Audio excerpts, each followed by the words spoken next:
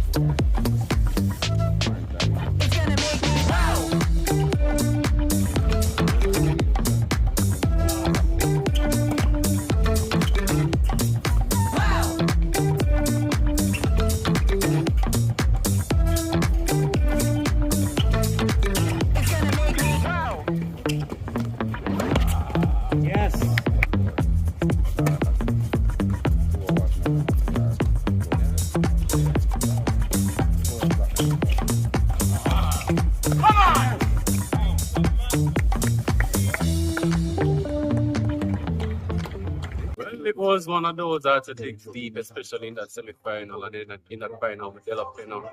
Delapenha was kind of playing some like mind-blowing, mind-boggling, and closing out some of those volleys. I think I could have played a little bit better, but overall it was a very good one. This is my first singles final, so I'm pretty happy with my performance. You know, I didn't make it easy for him, but one thing I've learned is how physical this sport actually is and how much it actually takes to reach at this level. So I'm just pretty happy to reach a final of what everyone considers the most competitive class.